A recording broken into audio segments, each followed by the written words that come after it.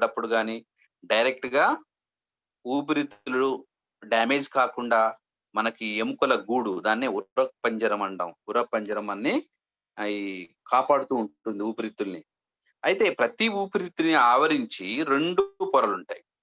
చూడండి, వెలుపల వైపున 2 పొరలుంటాయి. ఈ 2 పొరలను ఏమంటారంటే ఫ్లోరా త్వచాలు అంటాం. ఓకే, ఏమంటాం? ఫ్లోరా త్వచాలు. వీటిలో వెలుపల ఉండే పొరనేమో కుడ్యస్తరం అంటాం. లోపల ఉండే పొరనేమో అంతరాంగ స్తరం అంటాం అన్నమాట. ఓకే, ఊపిరితిత్తుల్ని ఆవరించి 2 పొరలుంటాయి. వెలుపల పొరనేమో కుడ్యస్తరం అంటాము. లోపల పొరనేమో అంతరాంగ స్తరం అంటాము. ఈ 2 పొరల్ని కలిపేమో ఫ్లోరా త్వచాలు అంటాం. ఓకే, సరే. ఈ 2 పొరల మధ్యలో ఖాళీ ప్రదేశం ఉంటది. దాన్నేమంటాము అంటే పుప్పుస కుహరము అంటాం. కుడ్య స్తరానికి అంతరాంగ స్తరానికి మధ్య ఖాళీ ప్రదేశం ఉంటది. ఆ ఖాళీ ప్రదేశాన్ని ఏమంటాము? పుప్పుస కుహరము అంటాం. ఈ పుప్పుస కుహరములో అంతా కూడా ద్రవ పదార్థం ఉంటది. పుప్పుస ద్రవం ఉంటదన్నమాట. ఇదంతా కూడా ఊపిరితిత్తుల వెలుపల ఉంటది. ఈ పుప్పుస ద్రవము ఉండటం వల్ల అగాధాల నుంచి గాని, షాక్స్ గాని, మన ఒడిదుడుకుల నుంచి మనకు ఊపిరితిత్తులు డ్యామేజ్ కాకుండా ఇంటర్నల్ గా దోహదపడుతుందన్నమాట. ఈ ఫ్లోరా త్వచాలు గాని, లోపల ఉండే పుప్పుస ద్రవం గాని ప్రొటెక్షన్ ఇస్తా ఉంటాయి ఊపిరితిత్తులకి. ఇక ఊపిరితిత్తులను మనం చూసినట్టయితే మన కుడి ఊపిరితిత్తులో 3 లంబికలు ఉంటాయి. ఓకే, అదే ఎడమ ఊపిరితిత్తులో 2 లంబికలు ఉంటాయి. ఓకే, కుడి వైపున ఉన్న మొదటి లంబికని, పై వైపు ఉన్న దాన్ని కుడి పూర్వ లంబిక అని, కింద ఉన్నదాన్నేమో కుడి పరలంబిక అంటాం. రెండింటి మధ్యలో ఉన్నదాన్నేమో కుడి మధ్య లంబిక అంటాం. ఓకేనా? తర్వాత ఎడమ వైపు 2 లంబికలు ఉంటాయి. పై లంబికనేమో ఎడమ పూర్వ లంబిక అంటాం. కింద ఉన్న దీన్నేమో ఎడమ పరలంబిక అంటాం అన్నమాట. ఇక ఇది బాగా స్పాంజీ లాగా ఉంటుంది. లోపల అన్ని కూడా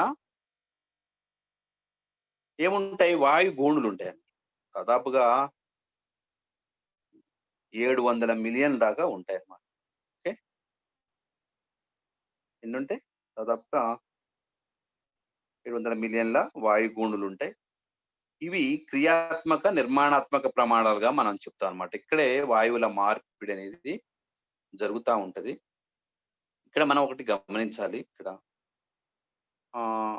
ఆక్సిజన్ రహిత రక్తం ఏదైతే ఉందో అది గుండె నుంచి ఉబుస ధమని ద్వారా ఊపిరితిత్తులకు చేరుతుంది. ఆ ఊపిరితిత్తులు ఏం చేస్తాయి? ఆక్సిజన్ రహిత రక్తాన్ని ఆక్సిజన్ సహిత రక్తంగా మారుస్తాయి. అంటే దాంట్లో ఉన్న కార్బన్ డైఆక్సైడ్ ని తీసుకొని ఆ రక్తంలోకి ఆక్సిజన్ ని కలుపుతాయి ఊపిరితిత్తులు. అంటే శుద్ధి చేస్తాయి.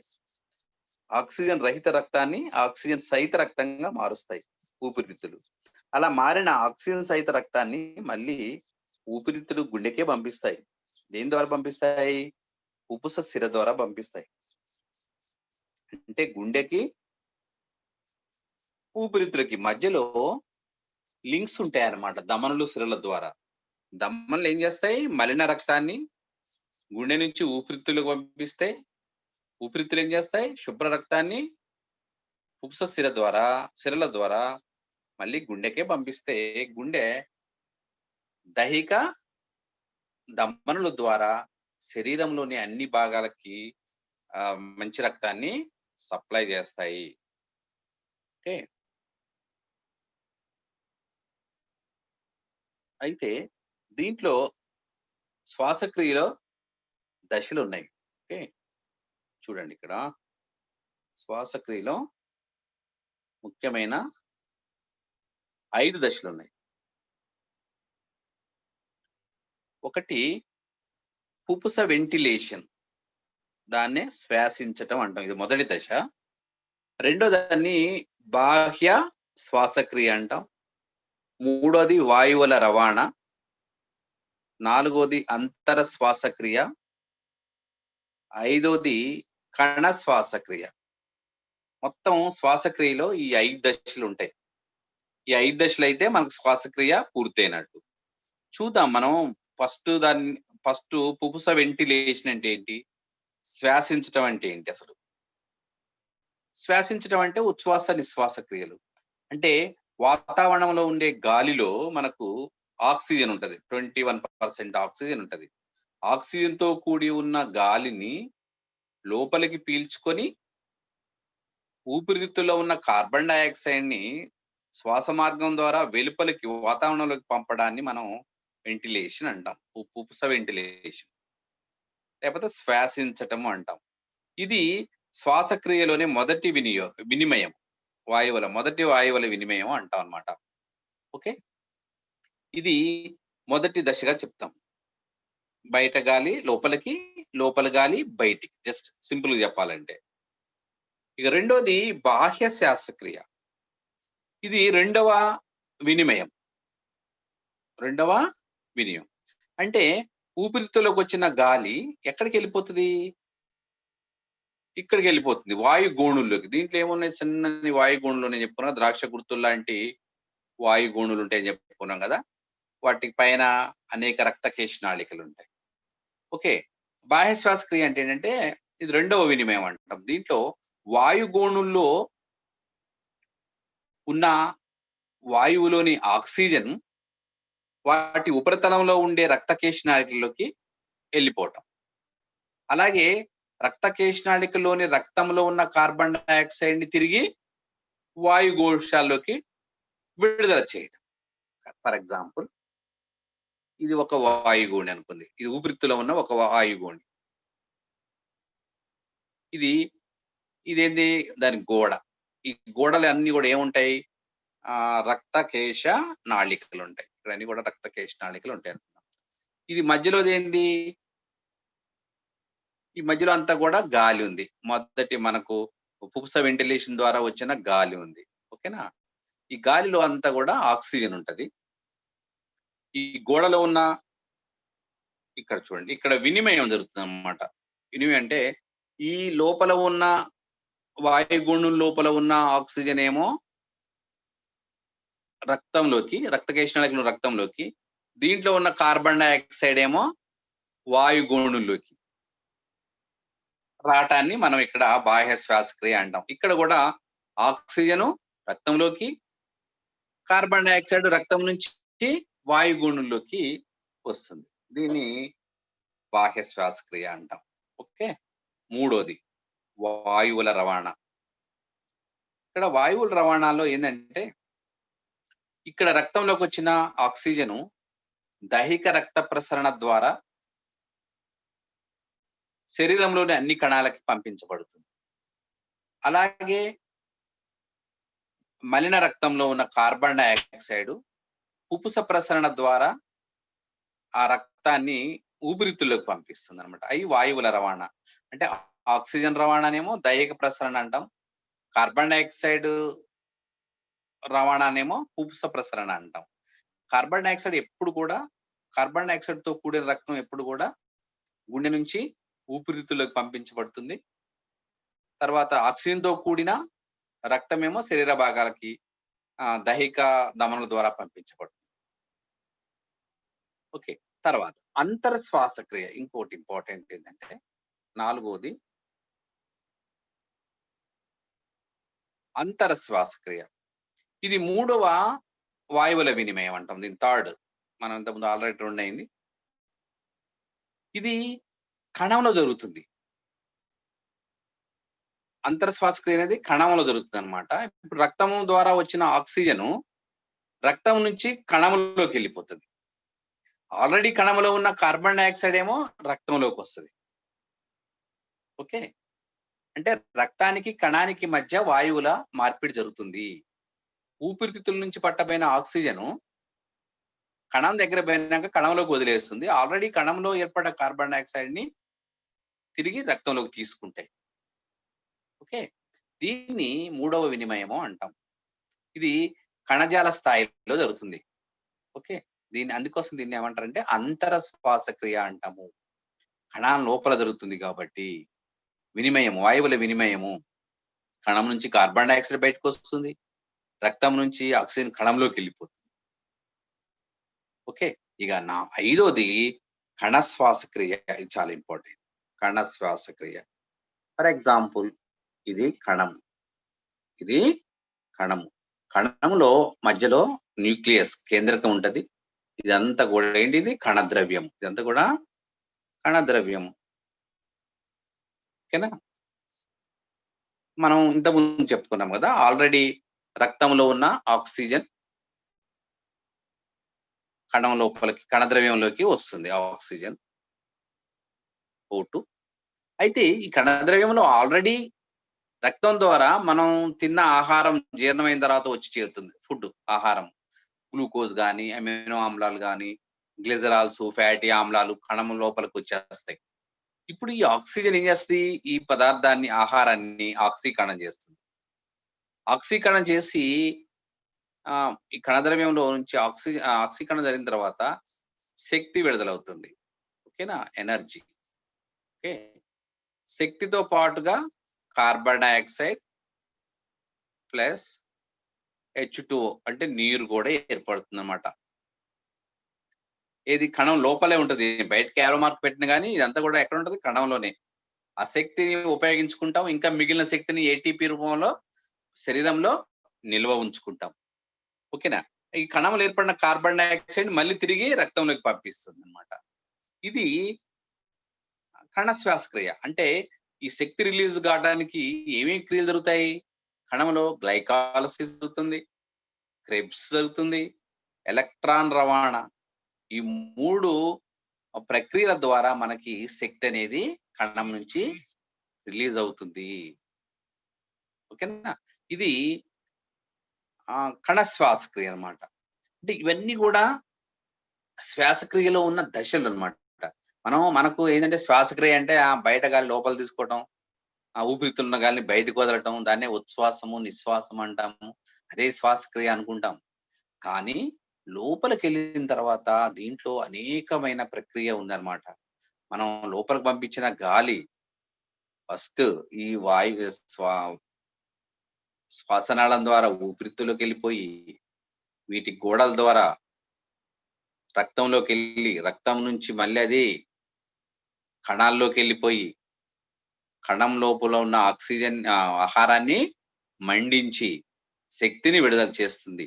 అలా ఏర్పడ్డ మళ్ళీ కార్బన్ డైఆక్సైడ్ ని మళ్ళీ రక్తమే గ్రహించి మళ్ళీ ఎక్కడ పట్టుకొస్తుంది? ఊపిరితిత్తుల్లోకి పట్టుకొస్తుంది. మళ్ళీ ఊపిరితిత్తుల నుంచి మనం ఆ కార్బన్ డైఆక్సైడ్ తో కూడిన వాయువుని ఇదే మార్గంలో బయటికి పంపిస్తాం, అది నిశ్వాస ప్రక్రియ ద్వారా. ఓకేనా? అంటే ఆక్సిజన్ తో కూడిన ఆక్సిజన్ రక్తం ద్వారా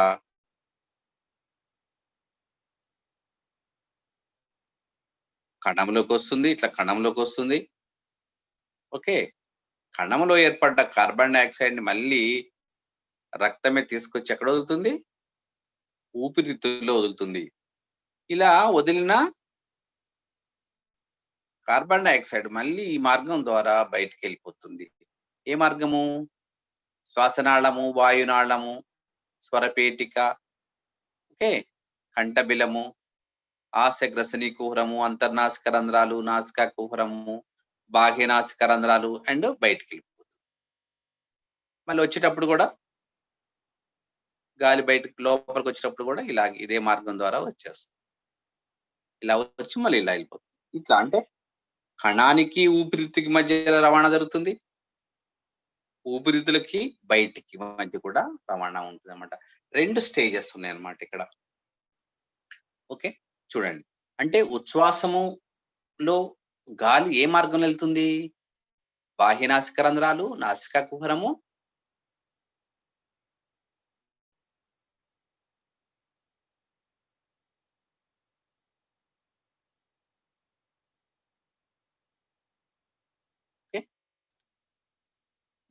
ఉచ్ఛ్వాసంలో గాలి బాహ్యనాసిక రంధ్రాలు, నాసికా కుహరము, అంతర్నాసిక రంధ్రాలు, నాసికాగ్రసిని, కంఠబిలము, స్వరపేటిక, వాయునాళము, శ్వాసనాళము, ఊపిరితిత్తుల్లోని వాయుగూణంలోకి వెళ్ళిపోతుంది. ఇది మార్గం అన్నమాట ఉచ్ఛ్వాసంలో.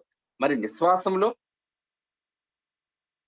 బయటికి వదిలేటప్పుడు వాయుగోణులు, ఊపిరితిత్తులు, శ్వాసనాళము అంటే రివర్స్ అన్నమాట. వాయునాళము, స్వరపేటిక ద్వారా కంఠబిలము, నాసికాగ్రస్తిని, అంతర్నాసిక రంధ్రాలు, నాసిక కుహరము, బాహ్య నాసిక రంధ్రాల ద్వారా బయటికి అన్నమాట, వాతావరణంలోకి. దీన్ని నిశ్వాసము అన్నాం.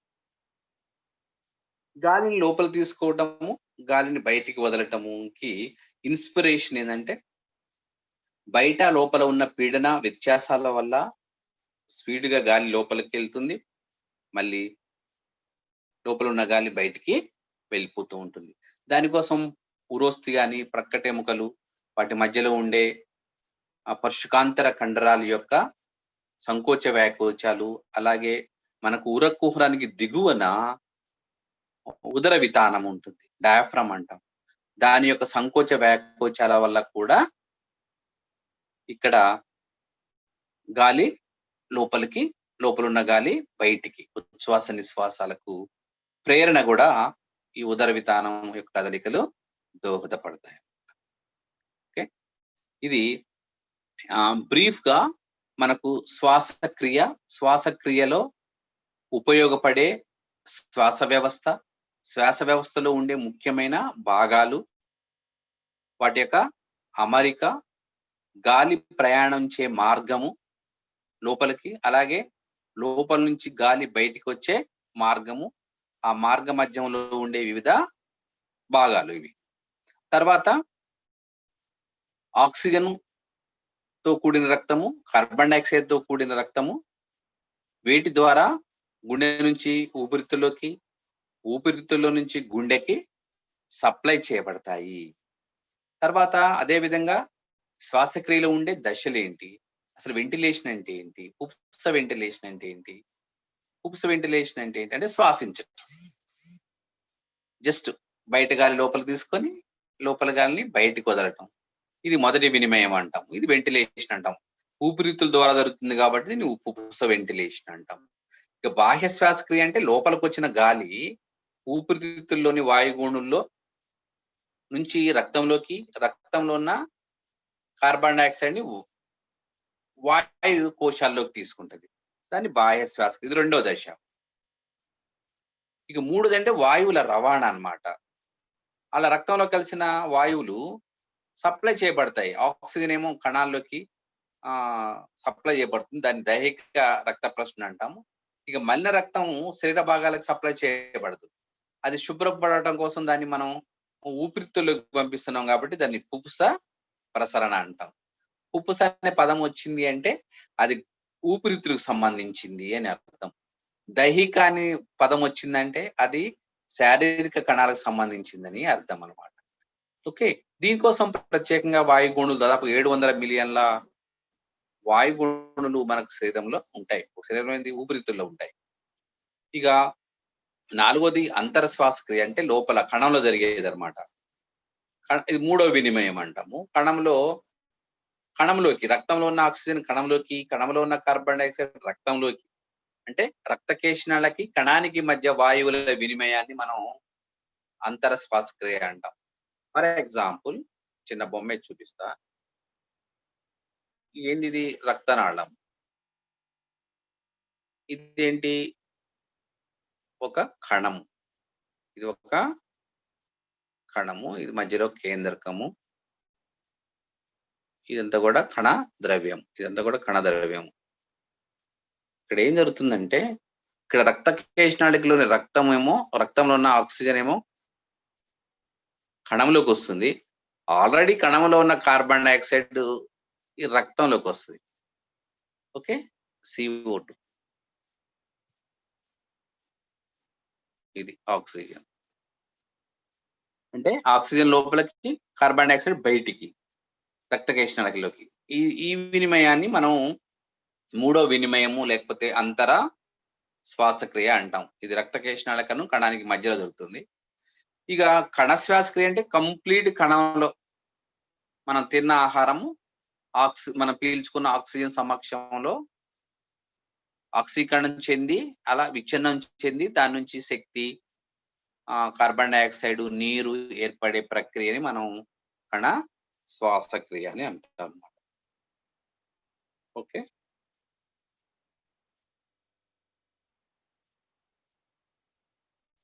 ఇదమ్మా. ఓకే. ఇది శ్వాసక్రియ బ్రీఫ్‌గా మనం శ్వాసక్రియ విధానం అనేది మనం నెక్స్ట్ క్లాస్‌లో చెప్పుకుందాం. ఉచ్ఛ్వాసం ఎలా